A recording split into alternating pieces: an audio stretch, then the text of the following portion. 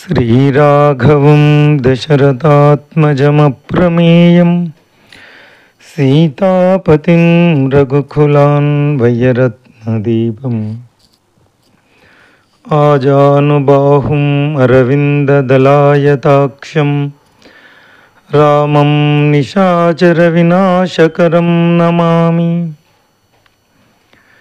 తల్లిదండ్రుల ఆస్తులను మాత్రమే పంచుకునేవారు కాదు, ఆదర్శాలను కొనసాగించేవారే నిజమైన వారసులు అని లోకానికి చాటి చెప్పాడు శ్రీరామచంద్రుడు. విశ్వామిత్రుడు దశరథుని వద్దకు వచ్చినప్పుడు అడగకుండానే ఏం కావాలో చెప్పండి మహర్షి, ఇస్తాను అంటాడు దశరథుడు. విశ్వామిత్రుడు తాను సంకల్పించిన యాగరక్షణకు రామలక్ష్మణులను తన వెంట పంపమంటాడు. లేక కలిగిన సంతానం కాబట్టి దశరథునికి పుత్రవాత్సల్యం ఎక్కువ. అందులోనూ రాముడంటే మరీ ప్రాణం. రాముడు పసిపిల్లవాడు. నేను సైన్యంతో వచ్చి యాగరక్షణ చేస్తాను అంటాడు దశరథుడు. కానీ రాముడిని పంపడానికి ఇష్టపడాడు.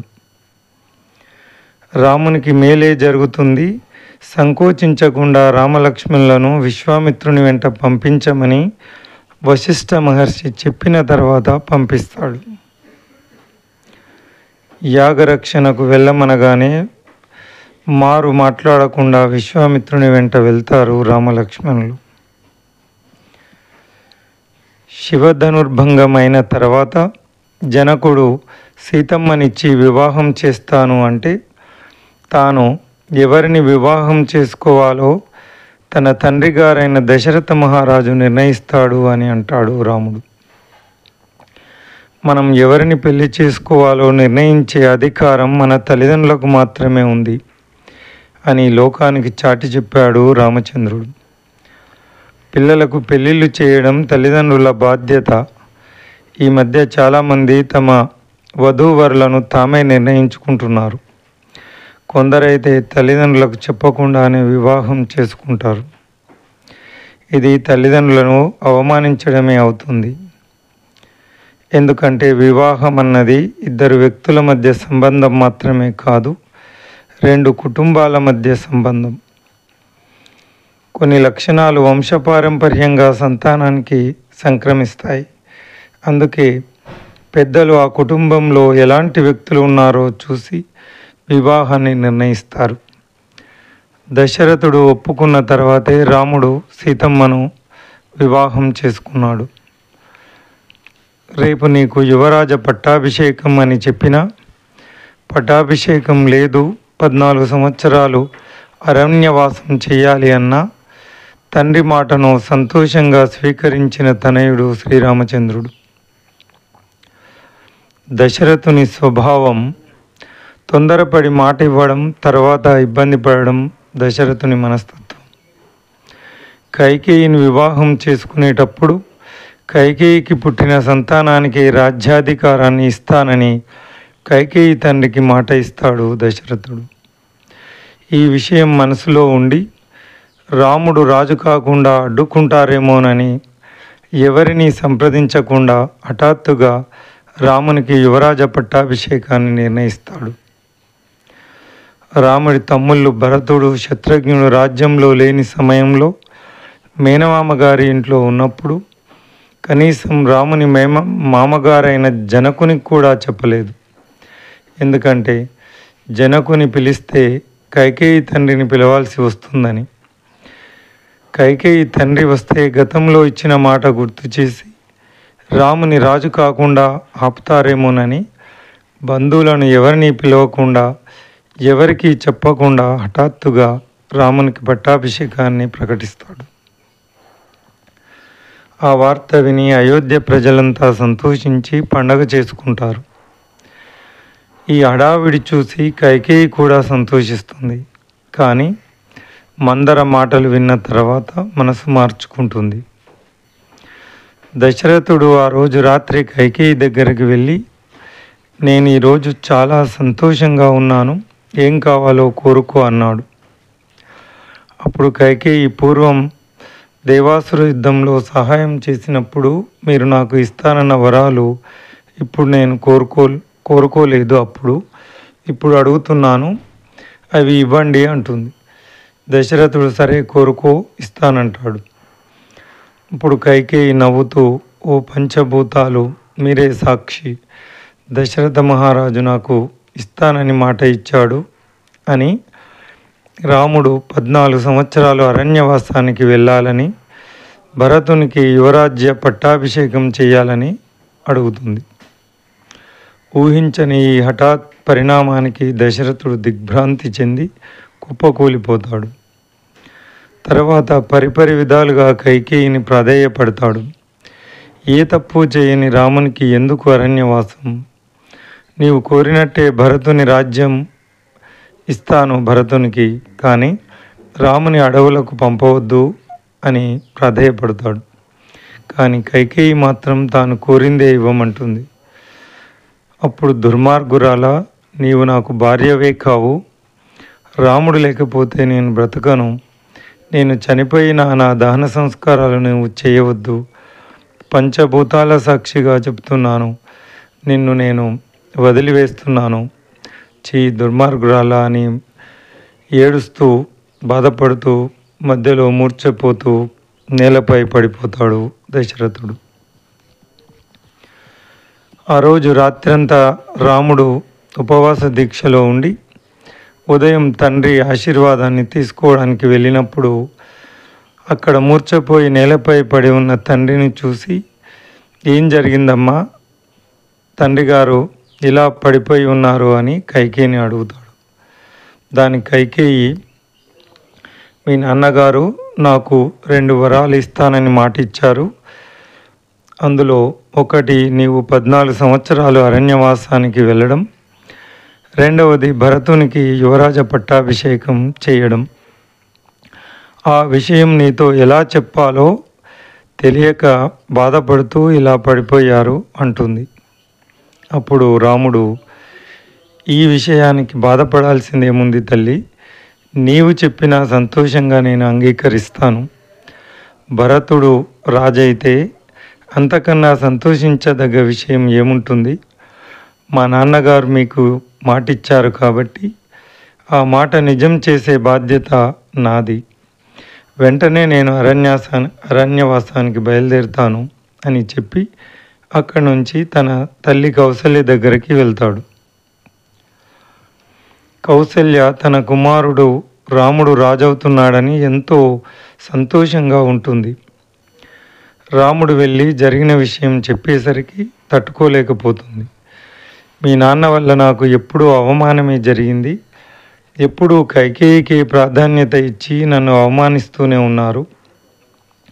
అవన్నీ మర్చిపోయి నువ్వు రాజవుతున్నావని సంతోషంలో ఉంటే ఇప్పుడు నిన్ను రాజు కానివ్వకుండా 14 ఏళ్ళు అడవులకు పంపిస్తారా? నీవు లేకుండా నేను ఇక్కడ బ్రతకలేను అంటూ నేను నీతోనే వస్తాను అంటుంది కౌసల్య. తండ్రిని అపార్థం చేసుకోవద్దని తల్లికి నచ్చజెబుతాడు రాముడు. నా మీద ప్రేమ లేకపోతే నిన్న పట్టాభిషేకాన్ని ఎందుకు ప్రకటిస్తాడు? జరిగిన దానికి తండ్రి గారు విపరీతంగా బాధపడుతున్నారు. ఈ పరిస్థితిలో నువ్వు కూడా లేకపోతే నాన్నను చూసుకోవడానికి ఎవరూ ఉండరు అని తల్లికి నచ్చజెప్పి ఒప్పిస్తాడు. రాముడు వనవాసానికి వెళ్ళే ముందు తండ్రి దశరథ మహారాజు ఆశీర్వాదం కోసం సీతా లక్ష్మణులను తీసుకొని తండ్రి వద్దకు వెళ్తాడు. నారచీరలు ధరించి నడిచి వస్తున్న రాముణ్ణి చూడగానే పుత్రవాత్సల్యంతో ఉబికొస్తున్న కన్నీళ్లను అదుపు చేసుకోలేక రామునికి ఎదురు వెళ్ళబోయి మధ్యలోనే పడిపోతాడు దశరథుడు. ఆయనను ఎత్తి పాన్పుపై పడుకోబెడతాడు రాముడు. స్పృహ వచ్చి దశరథుడు కళ్ళు తెరవగానే రాముడు, మహారాజా, నేను దండకారణ్యానికి పోతున్నాను, మీరు ప్రభువు కనుక మీ అనుమతి కోసం వచ్చాను.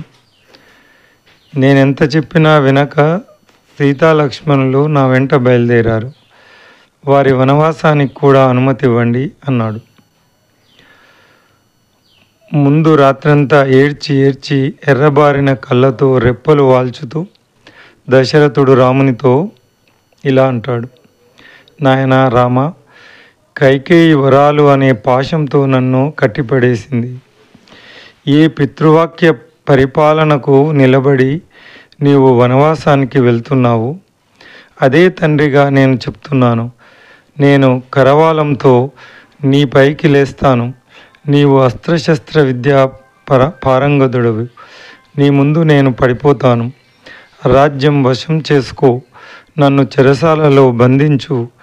నేను ఆ చెరసాల ఊచలలో నుంచి నిన్ను చూస్తూ బ్రతికేస్తాను అంటాడు. కానీ నువ్వు అరణ్యవాసం చేయవద్దు అని దశరథుడు రామునితో ప్రాధేయపడతాడు. అప్పుడు రాముడు తండ్రితో, మహారాజా, ఆడిన మాటను తప్పి మీరు అసత్య దోషం కట్టుకోకండి. అడవికి పోవడానికి నాకేమీ అభ్యంతరం లేదు, సెలవివ్వండి అని వినమ్రంగా తెలియజేస్తాడు.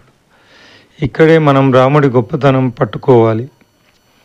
ఏ తండ్రి అయితే వనవాసానికి వెళ్ళమని చెప్పారో అప్పుడు అదే తండ్రి ఇప్పుడు తనపై యుద్ధం చేసి రాజ్యాన్ని వశపరుచుకో అన్నప్పుడు ఇది కూడా పితృవాక్య పరిపాలనగా భావించి ఆయన చెప్పినట్లు రాముడు చేయలేదు. కారణం ఏమంటే తండ్రి ఇచ్చిన మాట అసత్యం కాకూడదని, పితృవాక్య పరిపాలకుడు అని తండ్రి ఏది చెప్తే అది యథాతథంగా చేసేవాడు రాముడు కాదు.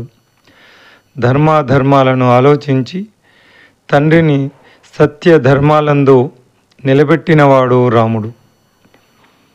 రాముడు, లక్ష్మణుడు, సీత అరణ్యవాసానికి బయలుదేరుతూ ఉంటే ప్రజలంతా వచ్చి బాధపడుతూ ఏడుస్తూ అలజడి కోలాహలం జరుగుతూ ఉంటే మూర్ఛలో నుంచి లేచి దశరథుడు దారం వద్దకు వచ్చి, రామ ఆగు, అరణ్యవాసానికి వెళ్ళొద్దు అంటాడు. రాముడు పట్టించుకోకపోగా దశరథుడు మహారాజుగా ఆజ్ఞాపిస్తున్నాను, సుమంత రథాన్ని ఆపు అని సారథిని ఆజ్ఞాపిస్తాడు. అది విని సుమంతుడు రథాన్ని ఆపుతాడు. అప్పుడు రాముడు ఆపొద్దు, ముందుకు వెళ్ళమని అంటాడు. సుమంతుడు మహారాజాజ్ఞను ధిక్కరించడం నేరం కదా అంటాడు. దానికి రాముడు వినిపించలేదు అని చెప్పు అని ముందుకు వెళ్ళమంటాడు. అక్కడ ప్రజలు దుఃఖపడడం చూసి ఎంత త్వరగా వెళ్తే అంత మంచిది అని రాముడు తొందరగా వెళ్ళమన్నాడు. రాముడు అడవికి వెళ్ళిన తర్వాత దశరథుడు నిద్రాహారాలు మాని ఏడ్చి ఏడ్చి కళ్ళు కనిపించకుండా అయిపోతాయి. కౌసల్య, విను, నాకు చిన్నప్పటి సంఘటన జ్ఞాపకం వస్తుంది. నేను వేటకు వెళ్ళి శబ్దబేరి విద్యను సాధన చేస్తూ చెట్ల పొదల్లో కూర్చొని సరస్సులో నీళ్లు తాగుతున్న మృగం అనుకొని బాణం వేసి ఒక మునికుమారుణ్ణి చంపేశాను. ఆ శ్రవణ కుమారుడు అంధులు, వృద్ధులైన తల్లిదండ్రులకు ఏకైక పుత్రుడు. తల్లిదండ్రులను కావడిలో మోస్తూ తీర్థయాత్రలు చేపిస్తూ ఉన్నాడు. పుత్రుడు చనిపోయిన బాధలో ఆ వృద్ధ దంపతులు, నీవు కూడా పుత్రశోకంలోనే మా వలనే మరణిస్తావని నన్ను శపించారు. ఆ శాపం నాకు నా రాముణ్ణి దూరం చేసింది కౌసల్య అని ఏడుస్తూ ఏడుస్తూ ప్రాణాలు వదిలివేశాడు దశరథుడు. భరతుడు, శత్రుఘ్నుడు వచ్చే వరకు దశరథుని శవాన్ని తైలంలో భద్రపరిచి ఉంచుతారు. భరతుడు జరిగిన దానికి ఎంతో బాధపడుతూ తండ్రి గారి దహన సంస్కారాలు చేసి రాముని తిరిగి రప్పించడానికి అడవికి వెళ్తాడు. రాముడు తండ్రి మరణవార్త విని దుఃఖించి అరణ్యంలోనే పిండ ప్రదానం చేస్తాడు. తండ్రికి దహన సంస్కారాలు చేసే అవకాశం రామునికి దక్కలేదు. కానీ తన తండ్రి మిత్రుడైన జటాయువుకు శాస్త్రయుక్తంగా దహన సంస్కారాలు చేశాడు. రావణుడు సీతమ్మను అపహరిస్తూ ఉంటే జటాయువు రావణాసురునితో యుద్ధం చేసి మరణిస్తాడు. రాముడు తన జీవితాంతం తల్లిదండ్రులను గౌరవించడమే కాకుండా వంశ పరువు ప్రతిష్టలు కాపాడాడు. తన తండ్రి ఇచ్చిన మాట అసత్యం కాకుండా రాజ్యాన్ని వదులుకోవడమే కాదు, అతి దుర్భరమైన 14 సంవత్సరాల అరణ్యవాసాన్ని చేసి ఆదర్శాన్ని నెలకొల్పిన మర్యాదా పురుషోత్తముడు శ్రీరామచంద్రుడు. ఓం తత్సత్.